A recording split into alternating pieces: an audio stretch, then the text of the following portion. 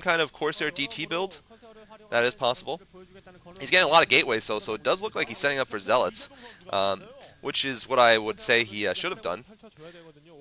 Perhaps even straight up Zealots, I think, might have been a better strategy, but we'll see. Looks like we've got a bunch of Zealots here. Okay, so it looks like Dr. K wants to pick up an expansion of his own, and there's the Corsairs not doing much. Jaedong very smart, putting down a Spore Colony. That's going to provide detection that can't be killed off. In case there are some DTs going over there. And Jaedong also has speed for his Overlords. He's got a nice convoy of Overlords there, interesting enough. I guess he just doesn't want to clump them in his base, and that's smart because it doesn't seem like Dr. K knows where they are. And, well, it's possible he also has drop, too. Let's not forget that. All right, Dr. K looks like he's backed up into his base. This group of Speedlots should be able to take care of business, but I don't know where the High Templar are. Actually, whoa! This group of Zealots are not going to necessarily take care of business. Jaedong has massed up a lot of Hydralisks. Dr. K does have +1, but that Archon not going to do him any good at all. Archon's useless, pretty much, against mass Hydras. And there's the Archon going down. There's the Speedlots, and there's Dr. K still looking for Overlords. So, alright, Speedlot's actually managing to pick off now some of these Hydras. They were being microed for a while pretty well, but now it looks like they are going to get defeated. But Jaedong, yeah, look at this big reinforcement coming up here. Jaedong is going to be able to pump, is what I was going to say. He's just going to absolutely pump out of 5, perhaps even 6 hatcheries, and eventually pick up a 4th pretty easily. There's really not much Dr. K can do with pure Speedlots versus a mass Hydra army without these Temps. And now we are seeing a couple of Templar. Let's see how good his Storms are. I mean, that could make the difference here. Allow him to pick up an advantage. We'll see, though. It looks like he's actually doing okay, though, with the Speedlots. Like I said, I think this is a good strategy for him to take. He seems to be pretty adept with it.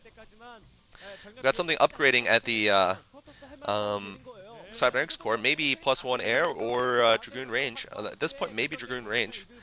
So you can fight Lurkers pretty soon. Jaedong's got +1.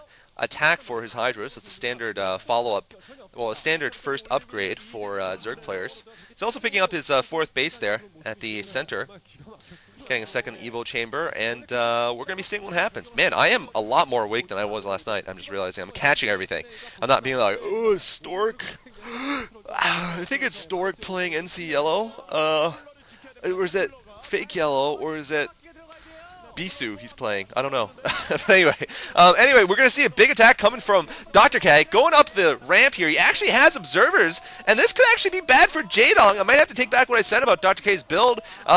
These observers have caught the Lurkers completely, and now Jaedong's little Lurker defense is gone. So Jaedong in a bit of trouble, and if Dr. K pushes forward here, which I hope he does, he might be able to do some more damage. I think he's just being a little bit too careful here. Not sure exactly what he's waiting for. He actually has a really good army here to just push. And he's going to transfer probes this time to his new base going up. He really does not want Jaedong to put up that 4th base, though. If he knows about it, he really does not need that to happen. And this is this setting up for a drop? I'm not sure. Doesn't look like it yet. Jaedong looks like he's just a little bit concerned about his defenses, and it's probably correct to be, because right now he's in that phase of the game where he has to absorb attacks for a little bit of time, because he's just expanded, and meanwhile he hasn't gotten up any further tech. Note that extra expansion he's picked up is not particularly easy to hold.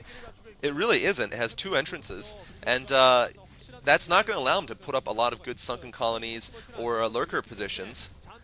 Jaedong has done a great job, though, of picking off these Corsairs, I gotta say. It looks like finally he's going to lose some Overlords, but he's really negated their effect pretty much here.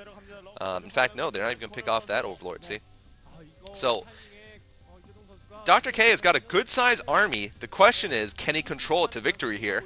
Is he going to have good micro, is the question. He seems like to kind of know what he's doing with his build. Kind of strange at certain ports, but overall he's gotten to a point where he has a slightly stronger army at this point.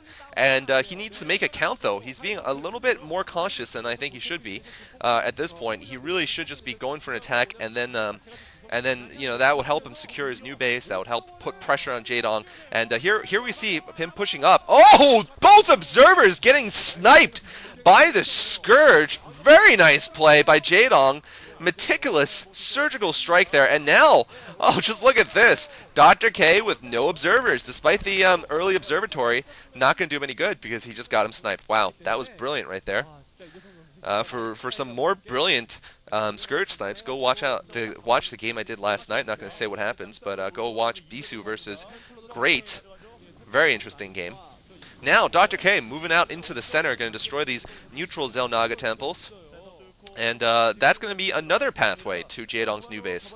So Dr. K just needs to get a good attack there with sufficient observers and with protection for them. He might need some goons for that, in fact, or just some good micro. Observer micro is another thing that's very difficult but important, and it's overlooked quite a lot. He's got such a heavy speed lot army, and yet he attacks so late with it, unfortunately.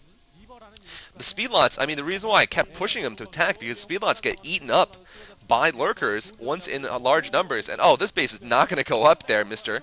Dr. K. Uh-oh, is he going to be Dr. Kevorkian here and suicide himself into this army? Does he have observers? There's one observer. All right, he does have an observer. Where's Jaedong's Scourge? I don't know. Jaedong going to go on the counter, it seems, but Jaedong might be in trouble at his new base. It does look like most of the speed lots have gone down, some decent storms, but no, Jaedong loops back with his Zerglings coming from the base that Dr. K was trying to put up, and they have pulled a perfect tactical flank right there. Man, picking off those Dragoons at close range, and that's the it of this attack. All the units are going to go down. There's a suicidal storm there. Dr. Kevorkian living up to his name, suiciding himself with that big frontal attack, and now in big trouble. Jaedong picking up a decisive lead in this game, having managed to kill the Protoss' main army.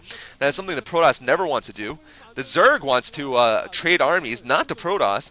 The Protoss wants to be one that fights small victories, picks off bases, and then keeps building up an army that eventually is indestructible. Whereas the Zerg would love to trade bases, trade armies and bases, of course, with the Protoss, because they can rebuild so much quicker. So we're going to see what happens. And of course, their armies are not as strong as the Protoss. Usually, they cannot go for, they can't even destroy expansions very easily until they get hive tech and some defilers. So what they really want to do is expand and fight off the harassment and possibly kill off the army. Anyway, oh, yet another sniping. Very nice. So Jaedong with some nice upgrades, +1 armor, +2 ground attack for the range. And right now, we're going to see Jaedong with a 5th. This is Dr. K's perhaps last chance here to do some damage. Oh, but there's already Swarm. And I do expect Jaedong is going to be going for this right now. Yeah, this is what I was saying. The late game snipage, and this is going to be textbook right here. Textbook Zergling snipe, and there's nothing there. No Reavers, no High Templars with some Storms. That's usually what you need for defense of these expansions against stuff like this. But one Dragoon. A Dragoon's like, I'll save it, even though I can't hit anything. Dr. K showing no emotions as he succumbs here pretty much. Oh, Jaedong, so brutal, just going to go right in. All right, this time he gets stormed. But Dr. K caught just completely off guard on the left and down to 2 base pretty much, except for that mineral only that's, well, half mining. Jaedong at 5. Dr. K at 3, technically. And, man, that base is completely wrecked. Jaedong, I think this game has just really shown how well he tears apart a Protoss that's just, as long as the Protoss is below, say, B level, B class, I guess, not B level, not I Cup level, but B class in terms of pro gamers. I mean, Jaedong just wrecks them. Look at this, another textbook snipe right here. It's going to be a game very soon. I mean, these players don't even have a chance, is the thing. Like, unless they're new players like Gonzi, in which case you can't say what skill level they have. All right, here comes the last-ditch attack coming from Dr. K. He needs to make this stick, but it's going to be very difficult. Once again, he's heavy on lots, and that's not going to help at all against these lurkers. He might be able to pick off these hatcheries here, but I think it's not going to matter. He's lost a little bit too much of his economy, even though it does seem like he's going to temporarily win this battle. But, oh, man, coming from behind, Jaedong, this is just textbook Zerg versus Protoss play, I gotta say. He played this game without any cheese. He played a very standard but very, very strong game. And, for those of you who always say, well, we love creative games, we don't like conventional games, this was a solid conventional win from Jaedong. Everything was textbook modern Zerg versus Protoss, and it worked out perfectly. And it is fun to watch too. GG coming from Dr. K, realizing his goose is cooked. And we'll be going on to a rematch of Jaedong versus Gonzi. Let's see if Gonzi can pull off some of his wacky play in Game 1, that combination mech play that just really wrecked Jaedong very well there, and really was very interesting to watch. I think it was fast vultures into a tank push. We'll see, and it was a switch back to M&M, I believe. So we'll see what happens. Game 5 coming up. Thanks for watching.